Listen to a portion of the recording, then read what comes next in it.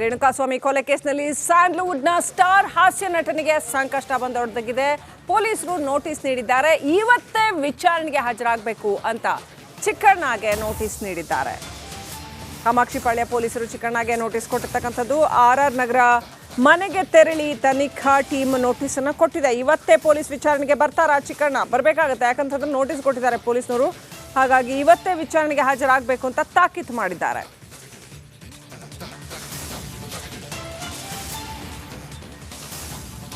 ಚಿಕ್ಕಣ್ಣ ಎಷ್ಟರ ಮಟ್ಟಿಗೆ ಇದರಲ್ಲಿ ಇನ್ವಾಲ್ವ್ ಆಗಿದ್ದಾರೆ, ಅವರ ಪಾತ್ರ ಏನು ಇನ್ನಷ್ಟೇ ಗೊತ್ತಾಗಬೇಕಾಗಿದೆ.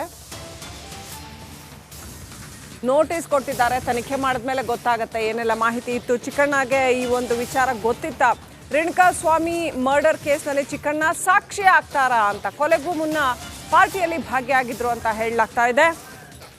ಪಾರ್ಟಿಯಿಂದ ಯಾಕೆ ತೆರಳಿದ್ರು ಅನ್ನೋ ಅನುಮಾನ ಪೊಲೀಸರಿಗೆ ಬಂದಿದೆ. ಪಾರ್ಟಿಯಲ್ಲಿ ಏನಾದರೂ ಈ ಬಗ್ಗೆ ಚರ್ಚೆ ಆಗಿತ್ತಾ?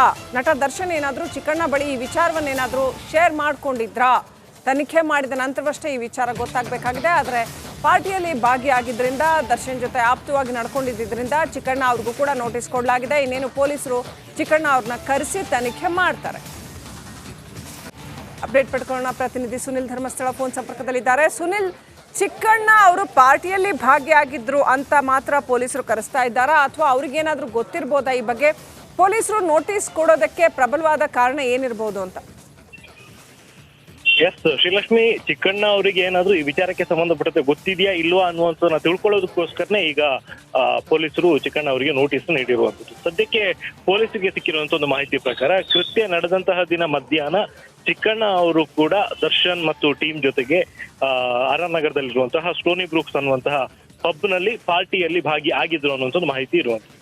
ಹಾಗಿದ್ರೆ ಈಗ ಇರುವಂತಹ ಅನುಮಾನ ಏನು ಅಂತ ಹೇಳಿದ್ರೆ, ಚಿಕ್ಕಣ್ಣ ಅವರು ಇದ್ದಂತಹ ಟೈಮ್ ನಲ್ಲೇ ಈ ರೇಣುಕಾಸ್ವಾಮಿಯನ್ನ ಕರ್ಕೊಂಡ್ ಬಂದಿರುವಂತಹ ವಿಚಾರ ಚರ್ಚೆ ಆಗಿ, ಅದಾದ ಬಳಿಕ ರೇಣುಕಾಸ್ವಾಮಿ ಮೇಲೆ ಹಲ್ಲೆಯನ್ನ ನಡೆಸೋದಕ್ಕೆ ಹೋಗ್ತಾ ಇದೀವಿ ಅಂತ ಗೊತ್ತಾಗಿ ಚಿಕ್ಕಣ್ಣ ಅವರು ಬೇರೆ ರೂಟ್ ನಲ್ಲಿ ಹೋದ್ರ, ಅಥವಾ ಅವ್ರೇನಾದ್ರೂ ಬೇರೆ ಏನಾದ್ರೂ ಕೆಲಸ ಇದು ಯಾವುದೇ ವಿಚಾರಗಳು ಗೊತ್ತಿಲ್ಲದೆ ತನ್ನ ಪಾಡಿಗೆ ತಾನು ಹೋದ್ರ ಅನ್ನುವಂಥದ್ದು ಗೊತ್ತಾಗಬೇಕಾಗಿದೆ.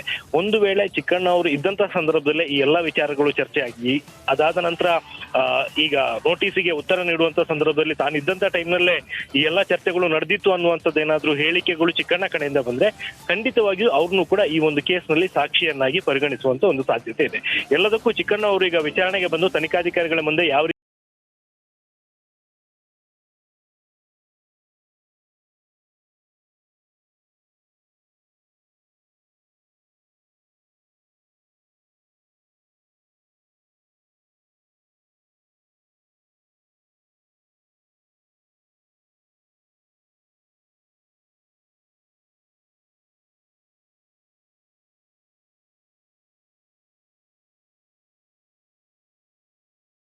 ರೀತಿಯ ಉತ್ತರ ನೀಡ್ತಾರೆ ಅನ್ನುವಂಥದ್ರ ಮೇಲೆ ಇದೆಲ್ಲವೂ ಕೂಡ ಡಿಪೆಂಡ್ ಆಗಿದೆ.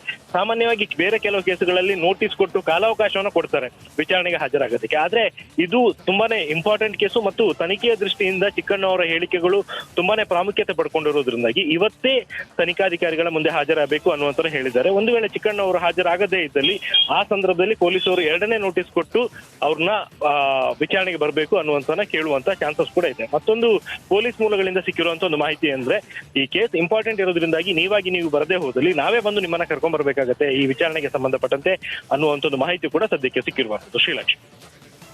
Right, thank you Sunil ಡೀಟೇಲ್ಸ್ಗಾಗಿ.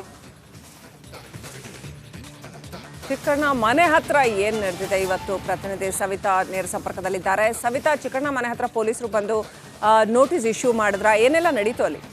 ಆ ಟೈಮಲ್ಲಿ ಚಿಕ್ಕಣ್ಣ ಇದ್ರ ಮನೆಯಲ್ಲಿ? ಏನೆಲ್ಲ ನಡೀತು?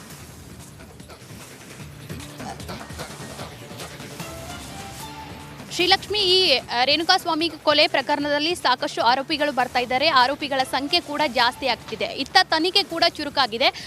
ಈ ಒಂದು ಕೊಲೆ ಪ್ರಕರಣಕ್ಕೂ ಮುನ್ನ ನಟ ಚಿಕ್ಕಣ್ಣ ಅವರ ಹೆಸರು ಈ ಒಂದು ಗ್ಯಾಂಗ್ ಜೊತೆ ತಳಕು ಹಾಕೊಳ್ತಾ ಇದೆ. ಪ್ರಮುಖವಾಗಿ ಕೊಲೆ ಆಗೋಕ್ಕಿಂತ ಮುಂಚೆನೆ ಚಿಕ್ಕಣ್ಣ ಮತ್ತು ದರ್ಶನ್ ಗ್ಯಾಂಗ್ ಸೇರಿ ಒಂದು ಬಾರ್ನಲ್ಲಿ ಮೀಟಿಂಗ್ ಮಾಡಿದ್ರು ಅಂತ. ಸದ್ಯ ನಾನು ಆರ್ ನಗರದ ಚಿಕ್ಕಣ್ಣ ಅವರು ಇರುವಂತಹ ನಿವಾಸದಲ್ಲಿದ್ದೀನಿ. ನೋಡ್ಬೋದು, ಪ್ರಮುಖವಾಗಿ ಇಲ್ಲಿ ಪೊಲೀಸರು ಗಸ್ತು ತಿರುಗ್ತಾ ಇದ್ದಾರೆ. ಇದು ಕಾಮಾಕ್ಷಿಪಾಳ್ಯ ಪೊಲೀಸರಿಂದ ಈಗಾಗಲೇ ನಟ ಚಿಕ್ಕಣ್ಣ ಅವ್ರಿಗೆ ನೋಟಿಸ್ ನೀಡಲಾಗಿದೆ. ಹಿಂದೆ ವಿಚಾರಣೆಗೆ ಹಾಜರಾಗುವಂತೆ ಕೂಡ ಹೇಳಲಾಗಿದೆ. ಒಂದೊಮ್ಮೆ ವಿಚಾರಣೆಗೆ ಹಾಜರಾಗಲಿಲ್ಲ ಅಂದರೆ ಮತ್ತೊಮ್ಮೆ ನೋಟಿಸ್ ಕೊಡುವಂತಹ ಸಾಧ್ಯತೆ ಇದೆ. ಪ್ರಮುಖವಾಗಿ ಆರ್ ನಗರದ ಸ್ಟೋನಿ ಬ್ರೂಕ್ ರೆಸ್ಟೋ ಬಾರ್ನಲ್ಲಿ ಕೊಲೆಗೂ ಮೊದಲು ದರ್ಶನ್ ಸೇರಿದಂತೆ ಆರೋಪಿಗಳು ಒಂದು ಮೀಟಿಂಗ್ ಮಾಡಿದ್ರು. ಈ ಒಂದು ಮೀಟಿಂಗಲ್ಲಿ ರೇಣುಕಾಸ್ವಾಮಿ ವಿಚಾರ ಪ್ರಸ್ತಾಪ ಆಯಿತಾ, ಅಥವಾ ಇಂಥದ್ದೊಂದು ಅಶ್ಲೀಲ ಮೆಸೇಜ್ ಬರ್ತಾ ಇದೆ, ಇಂಥವರನ್ನು ಕರೆದುಕೊಂಡು ಬಂದಿದ್ದೀವಿ, ಅಥವಾ ಏನಾಗುತ್ತೆ ಅನ್ನೋ ಬಗ್ಗೆ ಚರ್ಚೆ ಆಗಿತ್ತಾ ಅನ್ನೋ ಬಗ್ಗೆ ಗುಮ್ಮನಿ ಕೂಡ ಶುರುವಾಗಿದೆ. ಒಟ್ಟಾರೆ ಕೊಲೆಗೂ ಮೊದಲು ನಟ ಚಿಕ್ಕಣ್ಣ ಸೇರಿದಂತೆ ದರ್ಶನ್ ಗ್ಯಾಂಗ್ ಜೊತೆ ಮೀಟಿಂಗ್ ಆಗಿತ್ತಾ ಅನ್ನೋ ಅನುಮಾನ ಕೂಡ ಶುರುವಾಗಿದೆ. ಇಂದು ವಿಚಾರಣೆಗೆ ಹಾಜರಾಗುವಂತೆ ನಟ ಚಿಕ್ಕಣ್ಣಗೆ ನೋಟಿಸ್ ಕೂಡ ನೀಡಲಾಗಿದೆ. Srilakshmi, thank you Savitha ಡೀಟೇಲ್ಸ್ಗಾಗಿ.